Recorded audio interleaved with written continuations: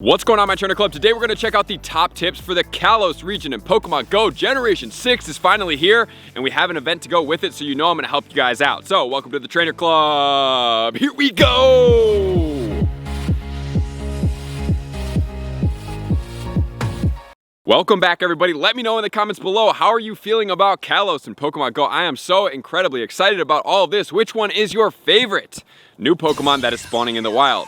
Is it Litleo? Is it Bunnelby? Is it Fennekin? Froakie? Chespin? Let me know in the comments below what you guys are having the most fun with. So, beyond that, guys, if you guys are still grinding to 40, not only to 40 if you're not already there, but then to 50 is going to be an insane grind. So if you need something that's going to help you guys out the most, obviously you need to get friendship bonuses, which you're going to get in my Discord, which is in the pinned comments below, but also just wanted to point out that we do have the Premier Raider rooms in there as well. Thank you to Trader Andy for this amazing review. He was struggling playing Pokemon Go, could barely rank up, was barely getting any raids. He decided to join the Premier Raider groups, which is run through my Patreon in the pinned comments below, and he was able to go from level 37 all the way to 1.2 million into level 40, and he's having a blast playing Pokemon Go. So that is what these raid rooms can do for you. Just wanted to make you guys aware in case you're needing help out there to have more fun or to play easier in Pokemon Go. And I just wanted to address this. I will also address it in my Calm Day video. I made an error earlier when I said, before I deleted the clip, you can evolve your Pokemon that's a Shadow form with a second charge move to get the Calm Day move. Unfortunately, looking further into this, and thank you to Izzy from Naperville for pointing this out to me, that you cannot do it. He tried it out with a Beedrill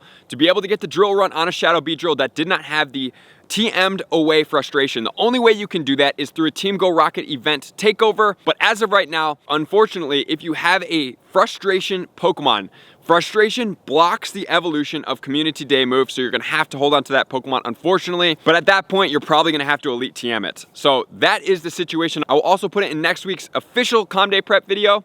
And please point that out to any of your friends that may have heard me give you guys misinformation, and I'm truly sorry for that, and I always try to correct it as soon as possible, as soon as it's brought to my attention. I thought otherwise, but that's the reality. So now let's get into the top tips. So we have Kalos Region Generation 6 event, which is not the only thing that's going on right now. We have so much going on. It's absolutely crazy. Hope you guys are subscribed to my channel so we can take you guys to the complete next level at all times. The event is live right now for everybody, and it's gonna go all the way until Tuesday, December 8th at 10 p.m. So do not sleep on this event. The spawns are boosted. Make sure to take full advantage of everything going on, which we're gonna cover. The features of the event are gonna include field and timed research that's gonna give us encounters with Generation 6 Pokemon, as well as Mega Energy for our Charizards, Venusaurs, and our Blastoises. And then obviously we have Generation 6 spawning, which is exciting. We're gonna check that out in a tip. And we have some new Generation 6 Pokemon populating eggs. So without further ado, let's get into all my tips, starting off with tip number 1. Tip number 1 is gonna be focusing on the spawns right now. So Generation 6 is spawning. Not only is Generation 6 spawning, we have second tier evolution Pokemon spawning, such as Pidgeotto. Highly suggest that you guys pine at Pidgeottos. Anything that's a second tier evolution that's spawning out there, please catch. Yesterday I caught a Lairon. So there are tons of Pokemon out there. Don't look over those Pokemon because they are going to be second tier evolution Pokemon. They are going to get you Stardust. Not only that, they're super effective at helping you get from level 42 to 43, where you are going to need 100,000 Stardust, which I'm going to drop that video tomorrow.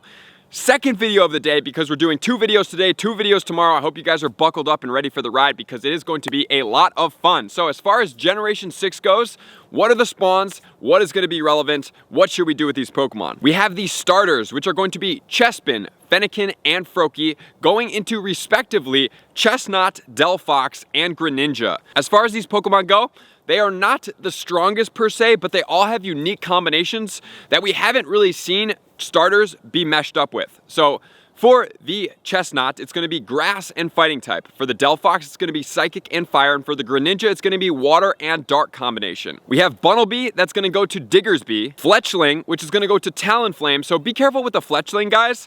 Honestly, I was catching a couple of those, and like even baby CP ones were breaking out of Ultra Curveballs, which was really surprising. So do be cautious catching those Pokemon. Maybe use something like a pineapple berry or a golden raspberry with an ultra ball, just to make sure you catch those if you do experience the same thing that I have been. And then we have lit Leo that goes into Pyroar. Pyroar in the male form can be the male lion, in the female form can be the female lion, so do make sure to try to get one of each of those and check on the evolution to see which one you have and what it's going to go into depending on what gender it is. We also have Esper, we have Klefki, which is going to be a regional exclusive Pokemon of France, so anybody out in France, that is now an exclusive Pokemon. Man, I can't wait to travel the world again. And then we have Noibat. And then as far as these spawns that are spawning in the wild, it's pretty much all of the non-evolution forms. We have all three of the starters, froakie, fennekin, and chespin. We have Bunnelby, we have Noibat. We also have the lit Leo, as well as the fletchling. So those are the Pokemon spawning, and like I did talk about, we have the France Pokemon as well spawning in the wild.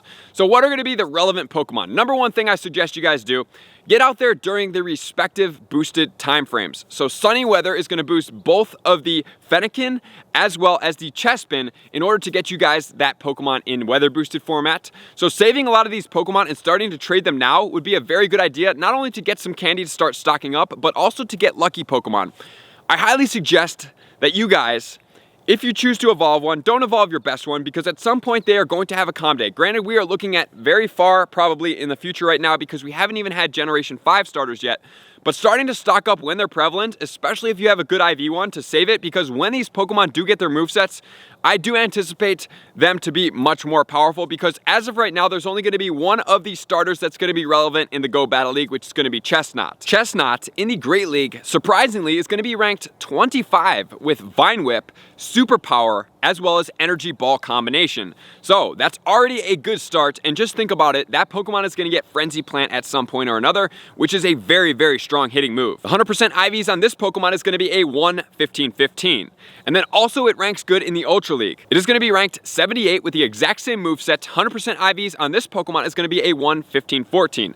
So if you do want to use this Pokemon now, you can go ahead and evolve it. However, just realize you're going to need a second charge move, and at some point it's going to get Frenzy Plant, but probably since it's going to be so far out in the future, and if you really want it for your Go Battle League team, that's something that you're going to want to get after, definitely. Be careful though, that Pokemon is going to be double weak to flying with the grass and the fighting type. And as far as the Greninja and the Delphox, unfortunately at this point in time, they're going to be ranked in the 200s in every single league, so they are not prevailing as anything like that right now.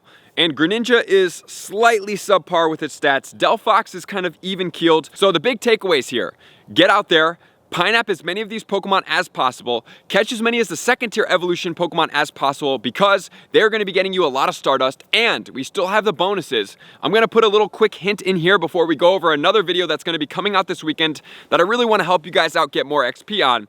When you use a curveball with an excellent throw on a wild Pokemon, you are going to get 2,000 XP. If you guys know about Lucky Eggs, I think you can anticipate how much XP we're going to get on that. I'm going to go over all the details on that this weekend in a video for you guys. And as far as the other Pokemon, nothing too incredibly relevant. They're just now Dex entries. So with all that said, now let's get it to tip number 2.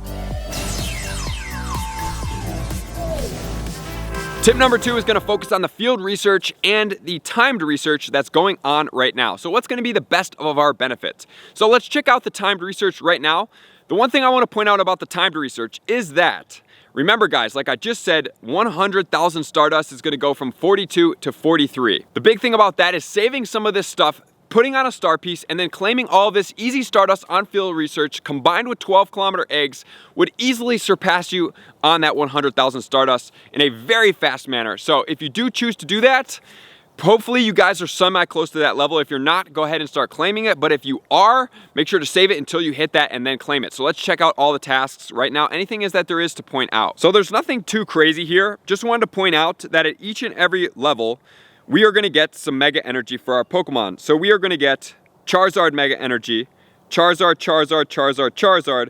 That's going to be 5 15s of it, right? So that's going to be 75 Charizard energy in the rewards. Additionally, we are going to be getting 30 Venusaur energy, more 30 of the Charizard energy, so that's 105 Charizard energy and 30 more Blastoise energy.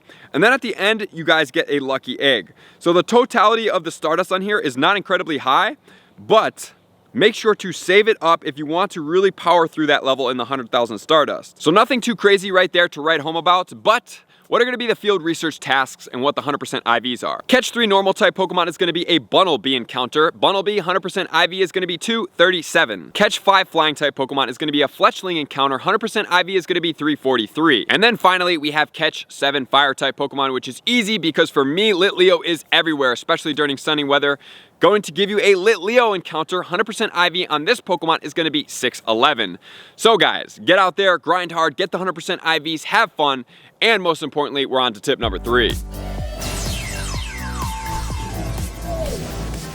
Tip number 3 is going to be the new eggs. So should you guys go after these eggs? Honestly, 12-kilometer eggs are my favorite because of the Stardust functionality. But now we have 2-kilometer eggs that are going to include some of these Pokemon. So Fletchling, Bunnelby, and Litleo are all going to be in 2-kilometer eggs. Then in 5-kilometer eggs, we are going to get the Generation 5 starters. So as far as the Chespin, Fennekin, and Froakie, Chespin 100% IV is going to be 626. As far as Fennekin, the 100% IV is going to be 587. And as far as the Froakie, the 100% IV is going to be 567. And then finally, we have Esper and Noibat in the 10-kilometer eggs. Not my favorite placing, to be quite honest with you guys. So that's why I am going to elect, if I'm looking to get more Stardust, 12-kilometer eggs. They give you twice the amount of Stardust as the 10-kilometer eggs. Check out my video up here if you don't believe me. It is a massive amount of Stardust, and it's going to help you with that 100,000 Stardust task. So beyond that, what is going to be the big takeaways of this event?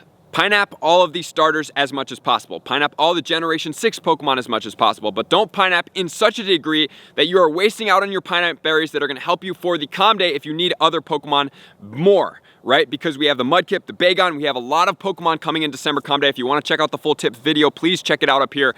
It's a lot of stuff, it's exciting, and you need a lot of items because we're going 2 days back to back, more than likely with 6-hour periods, so a total of 12 hours in approximately 30-hour time span. So you're not going to have too much time to stock up on items in the meantime, unless you are literally dedicating your entire time to playing Pokemon Go during that time frame, which might be a good idea for you guys. Beyond that, do not forget, if you need XP, there's so many Pokemon in the wild. The boosted spawns are everywhere. Catch as many Pokemon as possible. Work on your curveball throws with great throws, but preferably excellent throws. If you want to check out how to throw curveball throws up here as well, that is something to do. So, thank you guys for being here. Likers, commenters, subscribers, Patreon members, everybody takes your support, subscription, and participation to the next level. I'm going to see you guys out on the next video. Peace. I want to take this time to thank everybody who supports me in every facet. It means the world to me, and an extra special thank you to all my Patreons. I greatly appreciate the extra support to continue to allow me to pursue Pokemon Go full time, allowing me to create my daily video uploads in the most timely fashion for everyone's benefit. Plus, I get the amazing experience of sharing my creative processes behind the scenes and raiding all around the globe with select upper tiers. Thank you everybody for being a part of the Trainer Club. You all mean the absolute world to me, and I will see you guys out on the next video.